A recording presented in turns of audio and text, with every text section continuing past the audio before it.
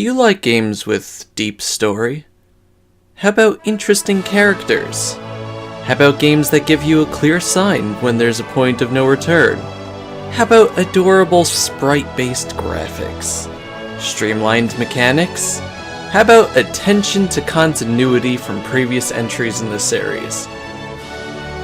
Well, you're getting none of that here. We're playing Golden Sun Dark Dawn today. Hello everybody, it's Sephiroth1204 for a brand new Let's Play. We're skipping this because they play that 8-hour cutscene at the very beginning of the game anyway. So, as we sit here on the title screen, if you didn't watch episode 0, please do, because it's a very informative way on how to transfer your clear data up from Golden Sun The Lost Age. But we're gonna just start from the ground floor here. So, this game is very near and dear to my heart. And by that I mean I hate it. I hate it so much. But Dovey, why are you playing it then? Well, we just got through the first two games and I want to show you why I hate it before everyone forgets just how good the Golden Sun books 1 and 2 were. We're going to get into this game piece by piece and bit by bit as we go along, but I just want to prepare you. This is not going to be an objective Let's Play. This game disappointed me more than most other games I've ever played in my entire life. Mostly because I love Golden Sun and Golden Sun The Lost Age so much. And with that preamble, let's take a look at Matthew, who... I hate Matthew so much. If you were here back way back when I was doing the first game, I did that Ballad of Crossbone Isle song, which is the Gilligan's Island theme parody, and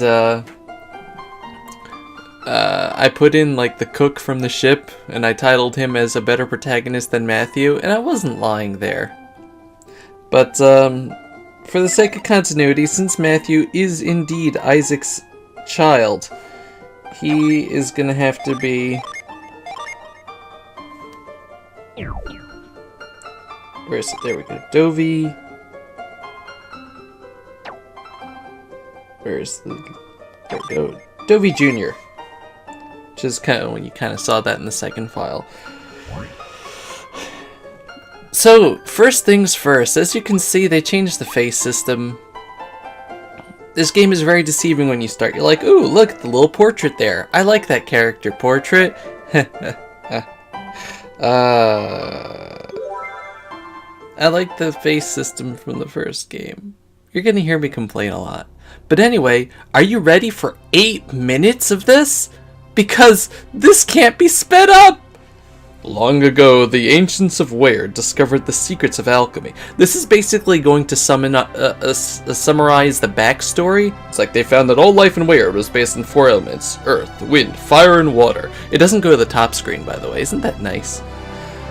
This is going to summarize all the backstory that we got in the last game. They used their knowledge of alchemy to forge dazzling civilization from the elements, and the ancients made their wildest dreams come true. And then began the nightmare of alchemy. So yeah, this is going to summarize all the stuff we learned with King Hydros. And also after that, it's going to summarize the past 2 games. Abuses of alchemy threatened to tear apart the entire civilization, so the ancients did the unthinkable. They sealed away the power of alchemy so no one can use it. This game did come out quite a bit later than the other 2 games, so I can understand why they're doing this, but they repeat themselves a lot in this game. Civilization was saved, but the physical world itself began to die a slow death. For the ancients didn't realize that alchemy was what held Weird together. Without the force of alchemy, lands went barren, seas went dry, and the planets began to crumble. Civilization itself fell into the darkest of ages that came before its final, fatal extinction. The ancients had sealed away alchemy to save civilization, but they had doomed Weird.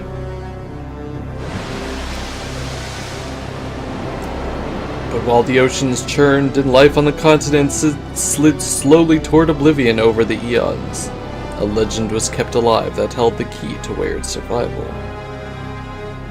Over the eons, King Hydros was alive back then, whatever.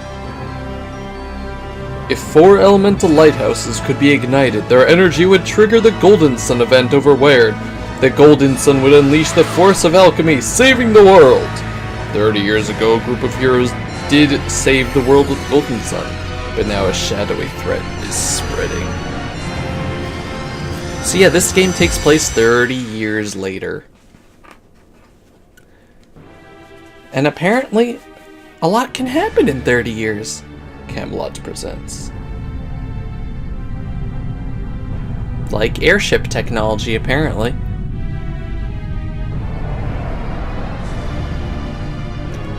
I think that's supposed to be Mount Aleph. Ew. Well, that was a good opening. I guess now we get to the game, right?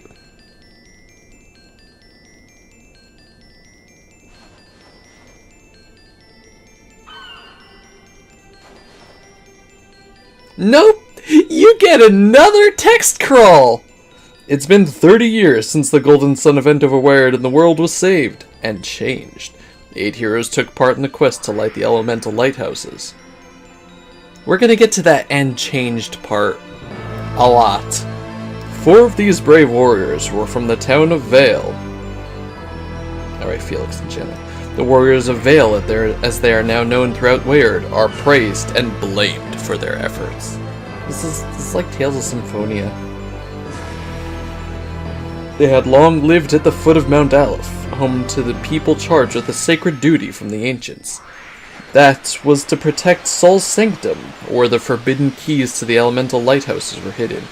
It was also home to the godlike Wise One who protected Weyard. Vale kept the Sanctum's secrets for generations, ever vigilant against the return of alchemy. But the warriors of Vale were among those who pursued the forbidden return of its powers. Because of their courage, the world of Weyard was saved 30 years ago. This is literally just repeating itself. Already, within the first 10 minutes of this game, it's repeating itself. But while Weyard was saved, the new dawn of alchemy has been anything but bright. For while alchemy brings life, it has also unleashed chaos. We really didn't need this after it just told us that something bad was happening. When the Golden Sun event happened, raw power exploded from the sky above Mount Aleph. Mount Aleph was largely destroyed by the explosion, and not a trace remains of the peaceful village of Vale. At least the game doesn't have this much repetitive exposition, right? The planet itself is still caught in the violent throes of rebirth. Natural disasters continue to torment the people of Weyard. Dead rising from the graves, dogs and cats living together! Mass hysteria! But the survivors live on, driven to new desperation. And the good people of Vale, though forced to resettle, continue their sacred vigil.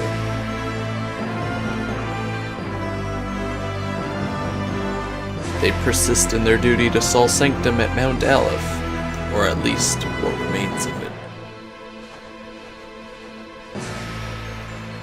Bird, get out of here. 2 survivors live near the crater where Vale once was. The area rocks with eruptions, but still they watch Mount Aleph from the newly upheaved Goma Plateau.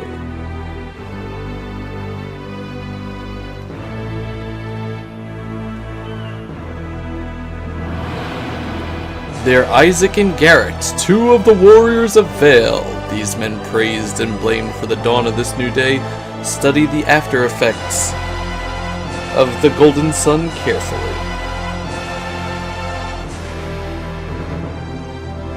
So sometimes when it actually uses both screens like this, I'm gonna have like a special layout for it, but this opening scroll does not deserve it. And from their lookout cabin, Isaac and Garrett also train their children to be powerful warriors, for this world will soon need a new generation to face the darkness of this new dawn. Get it? That's the name of the game.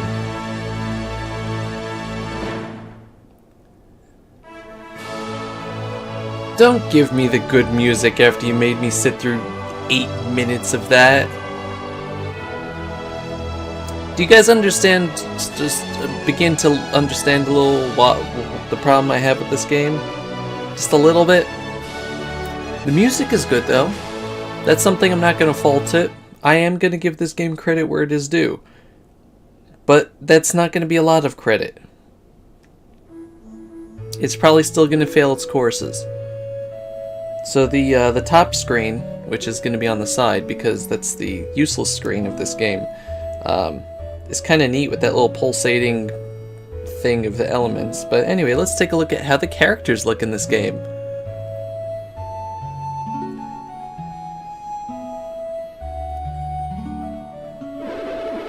And there's Isaac, or Dovey.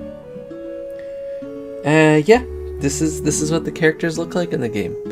I know that some people think it's cool, but after playing through Golden Sun and being used to how adorable those little sprites were, I hated this. I hated this so much, and I still think that the characters look terrible. Their stupid little blocky hands and their black outlines because they don't stand out past the DS's sprite limitations. I hate it. Anyway, Isaac has a beard now.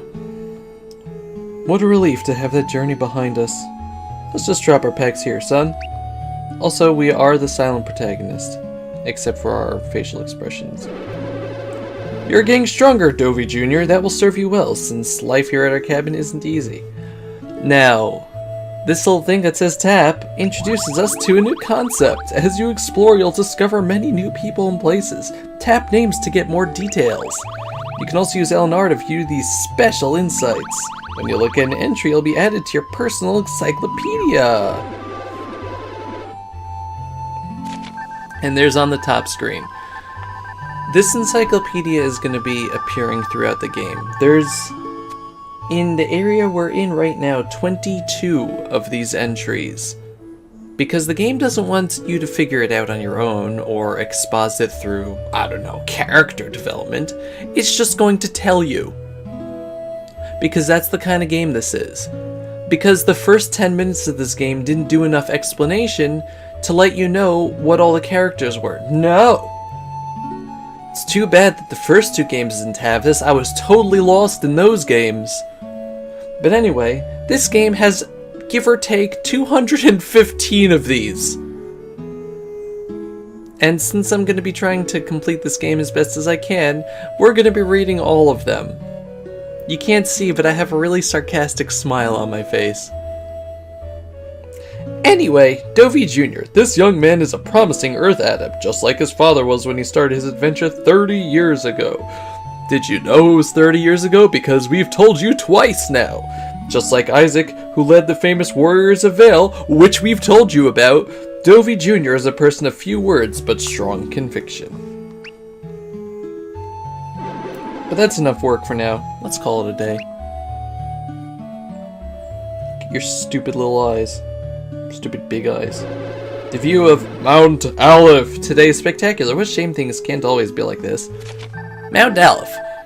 Maybe I should just do the Dexter voice, sound like the Pokedex. This mountain, home to Sol Sanctum, was mostly destroyed when the Golden Sun effect exploded above it, which we told you about.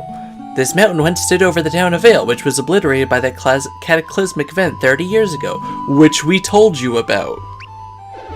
The explosive Golden Sun event all those years ago brought about the life-giving power of alchemy back to the world.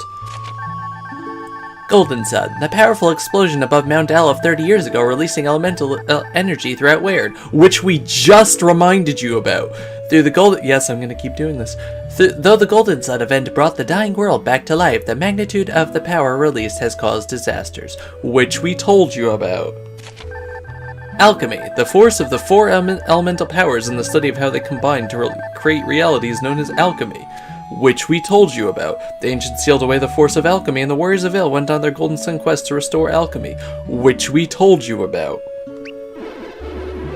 This is going to be the most obnoxious Let's Play, but this, I'm telling you, this is why. The game thinks you're an idiot. It thinks that you're just an idiot, that you can't even remember something that happened within the first 5 minutes of the game. We were the ones who saved our world from destruction by doing so, but the Golden Sun also brought chaos. What, you didn't want to tell me what chaos was? Though our world has been reborn, people are desperate and they're driven to fight like animals. While civilization is ruled by chaos, the land is rocked by eruptions that explode outward from Mount Aleph. All of our continent of Angara, even all of Weird itself, has changed so violently. I fear I know why. Angara, this continent is in Upper Weird. It is said to it is divided by long mountain ranges that make travel between its regions difficult. The northern side of Angara is cold, while the southern part is very dry. Mount Aleph and the Goma Plateau are in the west.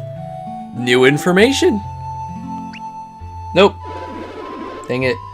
I should use LNR because sometimes trying to click on the screen, you missed. Well, don't worry, they'll talk about Weird again. You can re-click on them every time you see them. All this chaos comes from the re-emergence of alchemy. The key to understanding alchemy is at Mount Aleph, and within that place where it all began, Sol Sanctum. Sol Sanctum, this ancient temple hidden in Mount Aleph, was said to be the birthplace of alchemy and the repository for the elemental stars, which they told us about. After the stars were used to start the elemental lighthouses creating the golden sun, the resulting havoc ruined the temple, which they told us about. I appeal to you, Wise One, who watches over all Weird. Wise One, this absolute being looks like a floating boulder with one central eye. He watches over Weird and holds unimaginable power. The Wise One is known to be what the ancients call a Philosopher's Stone, a creature they forged through alchemy. Weird. The world of Weird is a flat disc-like planet composed of 4 elements, earth, water, fire, and wind. The elemental forces of alchemy, once sealed away, have returned to Weird, bringing new life, but also destruction, which they told us about. Have mercy on us, or give us some sign of what we must... I really hate that the T's all seem to have... It like the T in what there looks like it's a comma, but it's not. What we must do to save our world from chaos. Ah! What is that on your face, Carrot? Nope. Nope. Nope. That's it for episode 1. Thanks everybody for watching. Bye.